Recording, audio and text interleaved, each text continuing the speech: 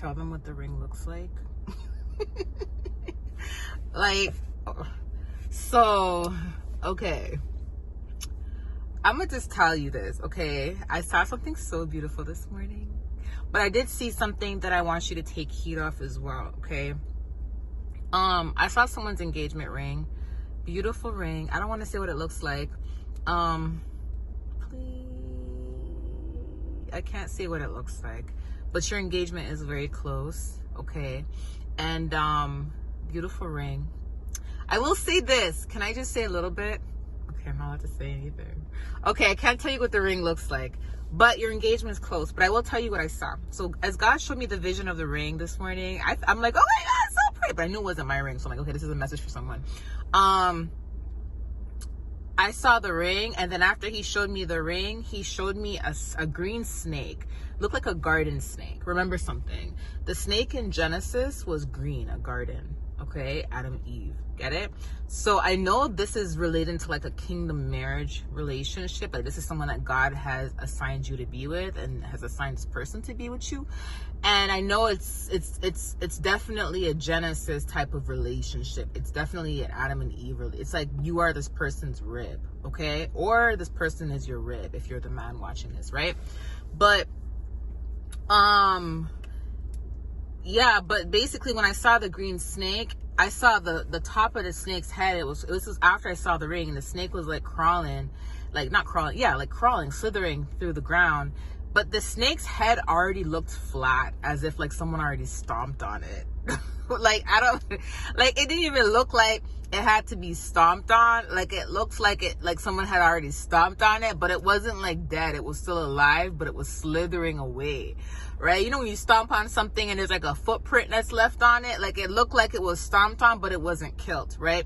So that's why I said take heed, because it's like the enemy is still lingering around. It's like you may have confronted this person already who has been trying to block your marriage. You may have confronted this person already. You may have, cut ties with this person already, but the person is still around. They're still lingering. Like they're not gone completely. It's not to say that they're supposed to die. No, I'm not saying that. But when God says crush the head of the serpent's supposed to be dead. You get what I'm saying? So which means you and this person are supposed to have no ties at all, no connections at all, no association whatsoever. Like you guys are not supposed to be communicating. It's like this person is supposed to be, they may not have died, but they're supposed to be like dead in your life, as in like we're not ever talking to each other again. You're not ever coming in my life again, kind of thing, right? And this is someone who has been trying to tamper with your marriage, who has been trying to tamper with your engagement, who has been trying to tamper with your prophecy. Okay, so you have already crushed the head, but the person did not remove themselves. They're still lingering around. Now, here's where I'm confused, and I was gonna ask God about this, but it's not my message, so I'm not going to understand the message like someone else would understand it, because it's not my word. You get what I'm saying?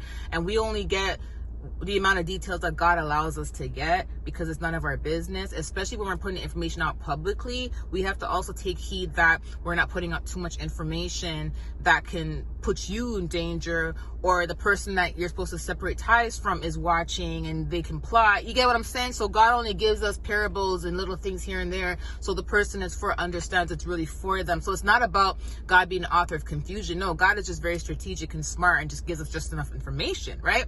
But I'll say what I picked up in spirit. I did pick up in spirit that because God did mention the snake is still lingering around.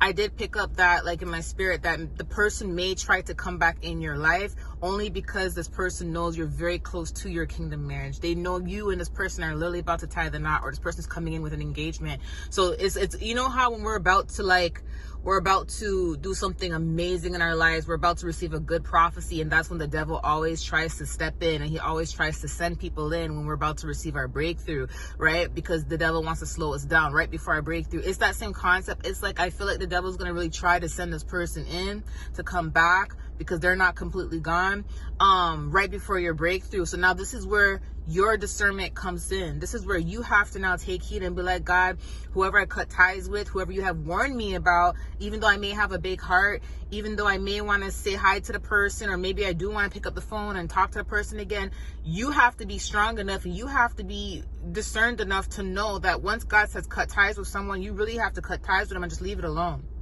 You get what I'm saying? Because that's what can possibly hold you back from even entering your marriage. Let me give you an example, guys, because I was talking to God about this the other day, but sometimes, you know, what happens is it's not the other party that is holding us back. Sometimes it's us. Sometimes God may tell us not to do something and we may do it, and God is literally about to give us our breakthrough, and God may not send the person that's supposed to come in to be with us or to come in to help us with a blessing or a breakthrough. God may not send the other party in because God knows there's things in our lives that we have to release.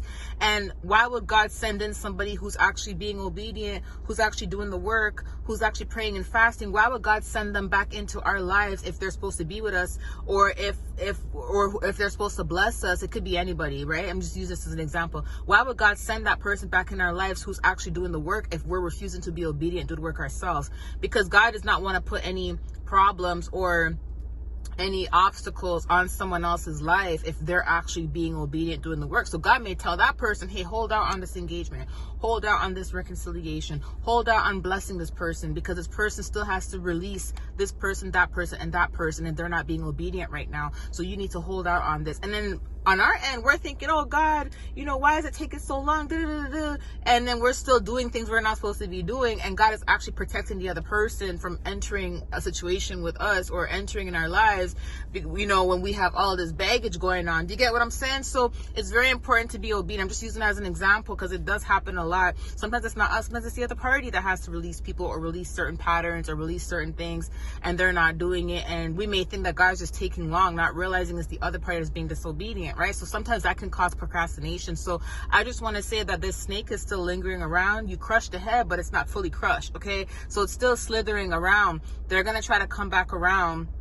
They're going to try to come back around before this engagement takes place. So I'm just letting you know, take heed from now, and just be careful and be cautious of who you let in your life and who you communicate with. Sometimes we get so excited, we just start just yapping away and we don't even understand we're telling our whole business. You know what I mean? So just be careful who you're confiding in around this season, confiding in and just talking to. And yeah, but I just want to say congratulations, like you are extremely close. And yeah, it's a beautiful ring. I wish I could tell you, but I can't. But it's beautiful. I love you guys. Talk to you soon. Bye.